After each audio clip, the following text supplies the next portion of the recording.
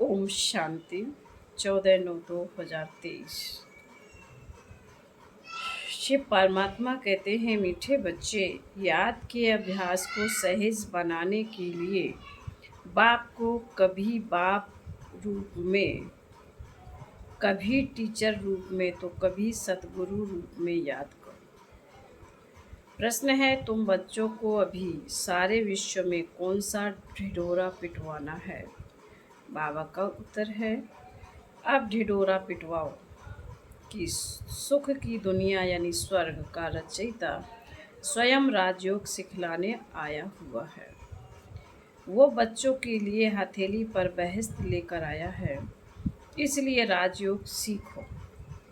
बाप स्वयं कहते हैं, बच्चे, अब तुम्हारे 84 जन्म पूरे हुए हैं, तुम्हें मेरे साथ घर चलना है, इसलिए देह का भान छोड़ अशरीरी बनो, दैवी दैवी गुण धारण करो, तो दैवी दुनिया में चले जाएंगे।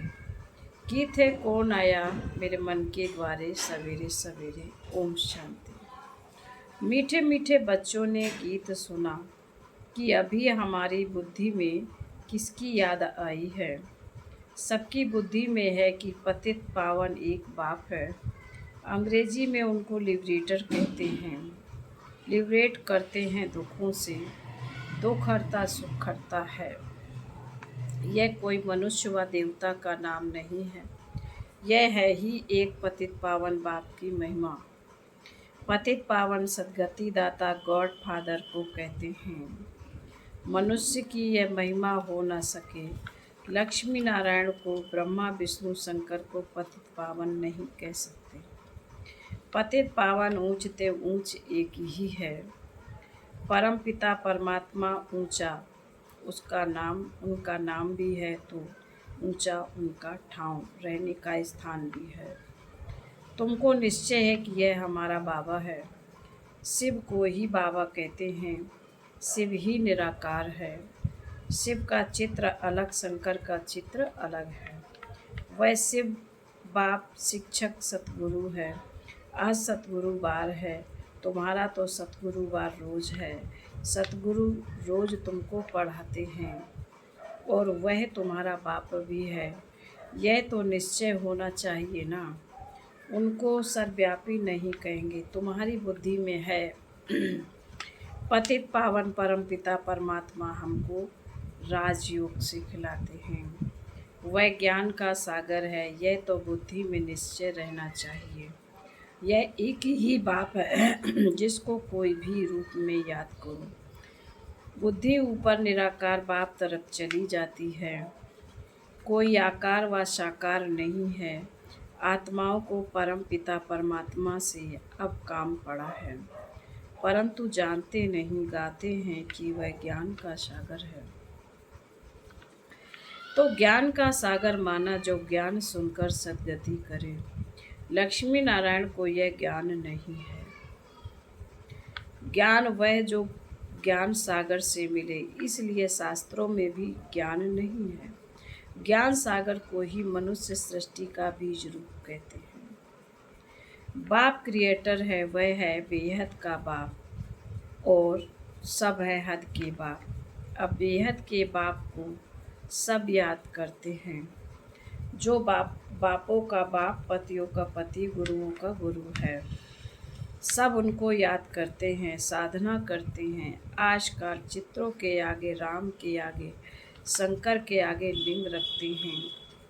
है निराकार, ऊंचते ऊंच है, वह लिबरेट करते हैं।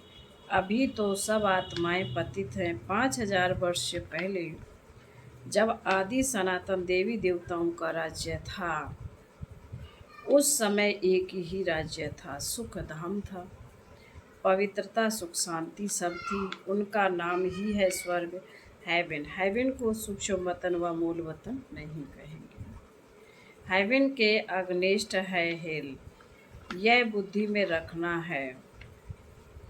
एक बेहद के बाप को ही याद करना है, उनसे स्वर्ग का वर्षा मिलता है। सतगुरु राजयोग सिखलाते हैं, पावन दुनिया में ले जाते हैं। एक की कितनी महिमा है, लक्ष्मी नारायण को यह महिमा नहीं दे सकते। एक ही निराकार है, आत्माएं भी निराकार हैं जब शरीर से अलग हैं। कहते हैं तुम अपना शरीर लेकर पार्ट बजाते हो, तुम कितने जन्म पार्ट बजाते हो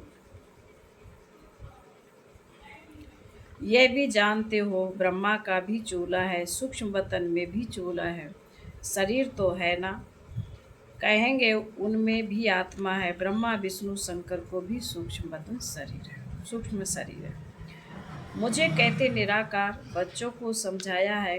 कोई को भी बुलाओ, बोलो, कोई को भी बोलो, तुमको दो बाप हैं, तुम्हारे बाप को भी दो बाप हैं। सब उस बेहद के बाप को याद करते हैं।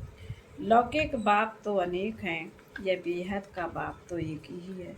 बाप भूल जाए तो टीचर याद पड़े, टीचर भूल जाए तो सतगुरु याद पड़े। बाप समझाते हैं भारत अभी पतित है, पहले पावन था, तो इतनी आत्माएं कहाँ निवास करती होंगी। मुक्ति धाम वानप्रस्थ अवस्था में अर्थात बाड़ी से परे। मनुष्य बूढ़े होते हैं तो बाड़ी से परे जाने के लिए गुरु की शरण लेते कि हमको निर्माण धाम पहुँचावे, परंतु वह पहुँचा नहीं सकते। झाड़ को तो बढ़ना ही है। मुख्य पाठ है भारत का, उनमें भी जो आदि सनातन देवी देवता धर्म के हैं वह 84 जन्म लेते हैं। आत्मा परमात्मा अलग रहे भोगकाल, सुंदर मेला लगा तो सतगुरु मिला दलाल। तो हिसाब करना चाहिए ना, बहुत काल अर्थात जो पहले पहले इस सृष्टि पर पार्ट बजाने आते हैं, बरोबर 84 जन्म उनके ही हैं। 84 का चक्र ही है।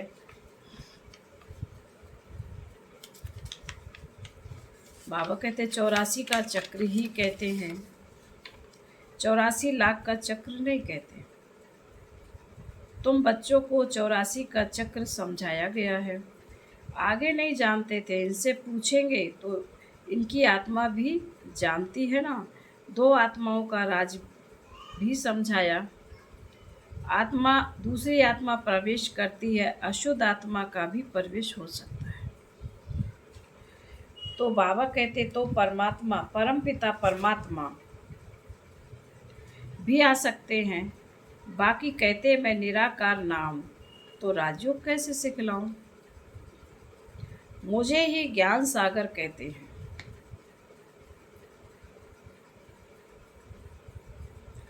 मनुष्य स्वर्ग की स्थापना तो नहीं करेंगे ना। बाप को ही कहा जाता है हेवनली गॉडफादर, बैकुंठ की राजधानी है, एक तो नहीं है ना। श्री कृष्ण है नंबर 1 प्रिंस, सतो प्रधान, सतो प्रधान को ही महात्मा कहते हैं। अकेले को कुमार कुमारी कहा जाता है। कुमारी का मान बहुत होता है। सगाई हो गई फिर भल पवित्र रहते, फिर भी युगल तो हो गए ना। फिर कुमारी का नाम बदल जाता है, फिर माता पिता बन जाते हैं। बच्चा पैदा हुआ तब कहेंगे माता पिता, शादी के बाद समझेंगे यह माता पिता है, अंडरस्टूड है कि संतान भी होगी।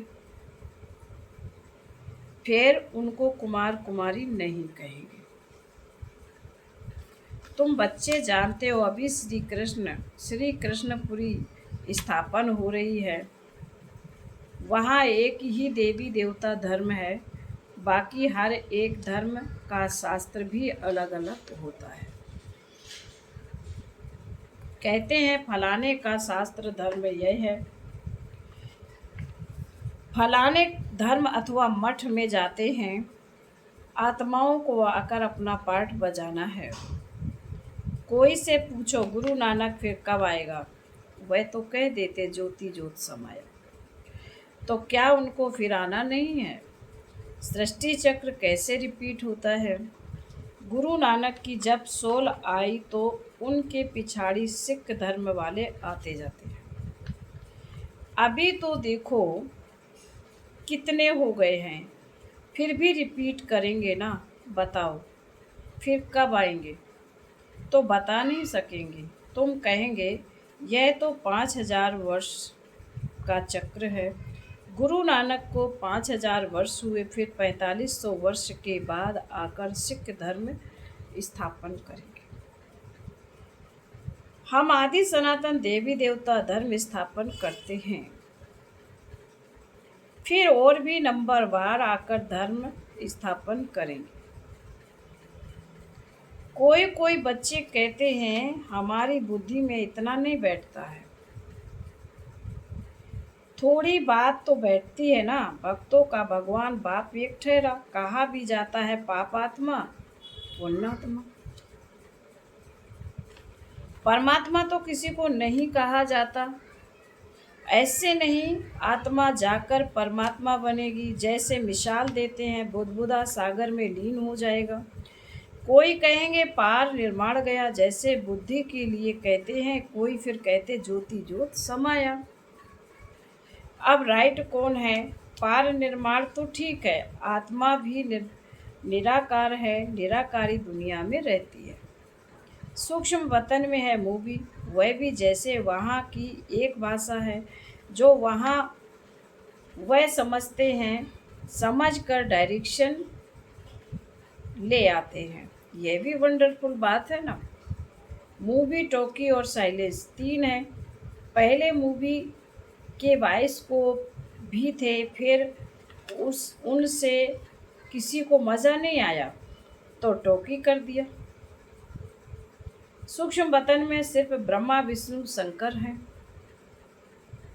समझाया जाता है ऊंच ते ऊंच है परमपिता परमात्मा, जो साइलेंस वर्ल्ड में रहते हैं।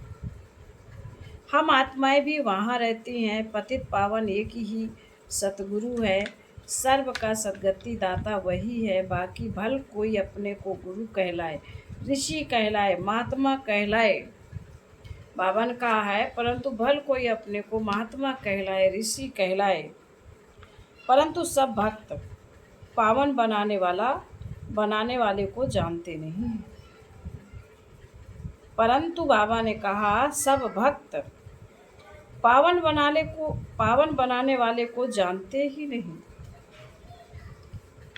कहते हैं परमात्मा सबको कब्र से निकाल ले जाते हैं। देखते भी हो वह वही महाभारत लड़ाई है। तुम सतयुग के लिए राजयोग सीख रहे हो। विनाश के बाद फिर सतयुग के गेट खुलते हैं। बाप ने समझाया है इस समय तुम बाप से राजयोग सीखते हो। तुम योग बल से राज्य लेते हो। यह है नॉन वायोलेंस। कोई भी यह नहीं जानते कि नॉन वायोलेंस किसको कहा जाता है। काम कटारी भी नहीं चलानी है, यह भी हिंसा है। अहिंसा परमो देवी देवता धर्म था। विकारों के कारण ही तुमने आदि मद दुख पाया है। वहाँ है ही निर्विकारी दुनिया, जिस कारण आदि मद अंत दुख नहीं होता है। वह है अमर लोक, यह है मृतलोक। मृतलोक में बैठ कथा सुनाते हैं। अमरलोक में जाने के लिए बाप कहते मैं त्रिकालदर्शी हूँ।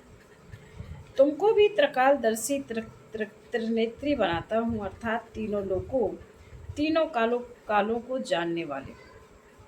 यह भगवान की महिमा है। तुम बच्चों को आप समान बनाकर साथ ले जाते हैं। ज्ञान सागर के बच्चे, तुम भी मास्टर ज्ञान सागर बन जाते हो। बाप कहते मैं मनुष्य सृष्टि का बीज रूप चैतन्य नॉलेजफुल हूँ। हाँ, हम जान सकते हैं बीज से ऐसे झाड़ निकलता है, फिर फल निकलता है।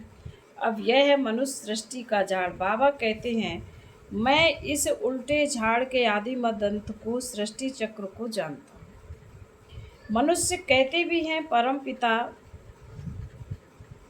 परमात्मा सत्य है, चैतन्य है, आनंद का सागर है, सुख का सागर है। तो उनसे जरूर वर्षा मिलना चाहिए। तुम मुझ अपने बाप से वर्षा ले रहे हो। तुम 21 जन्मों के लिए पावन बन जाएंगे। मैं एवर पावन मैं एवर पावन हूँ। तुमको तो पार्ट बजाना है। इस समय सिर्फ तुम्हारी चढ़ती कला है। तुम मास्टर ज्ञान सागर बन जाते हो। फिर सतयुग से लेकर तुम्हारी कलाएं कमती हो जाएंगी। चढ़कर फिर उतरना ही है। अभी तुम बच्चे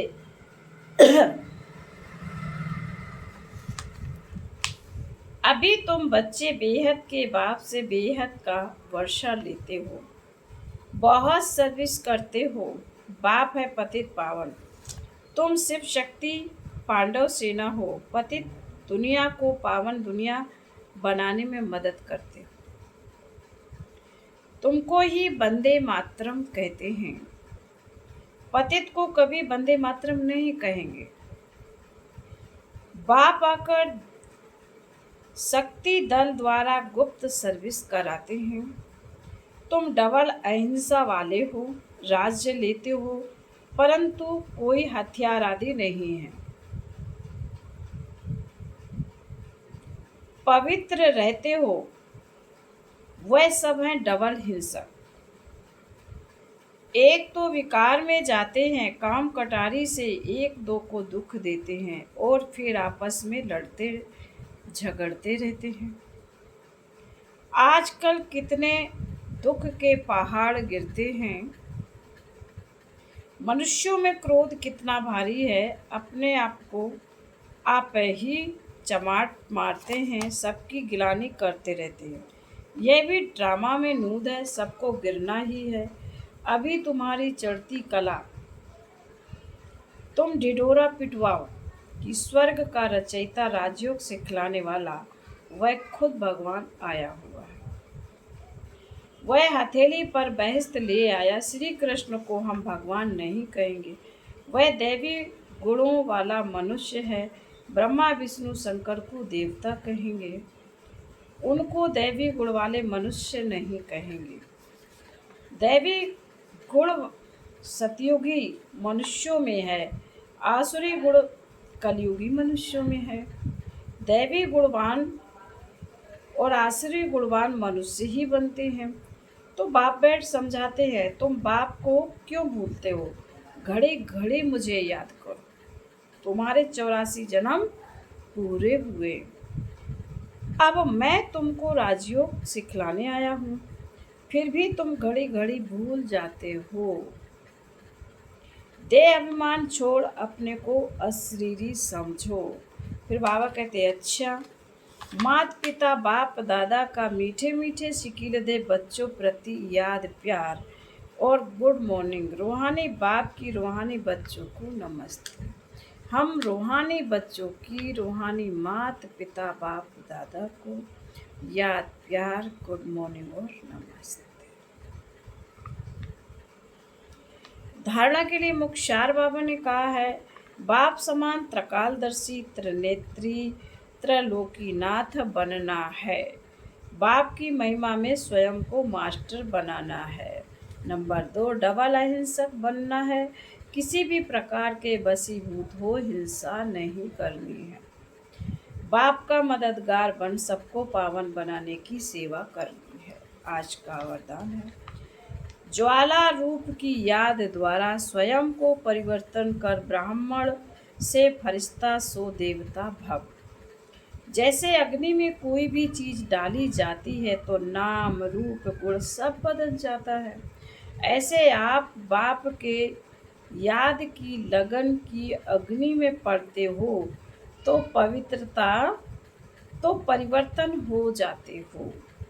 मनुष्य से ब्राह्मण, फिर ब्राह्मण से फरिश्ता सो देवता बन जाते हो। जैसे कच्ची मिट्टी को सांचे में ढालकर आग में डालते हैं तो ईंट बन जाती है, ऐसे यह भी परिवर्तन हो जाता है। इसलिए याद को ज्वाला स्वरूप कहा जाता है। स्लोगन है, शक्तिशाली आत्मा वह है जो जब चाहे तब शीतल स्वरूप और जब चाहे तब ज्वाला स्वरूप धारण कर ले। ओम शांति।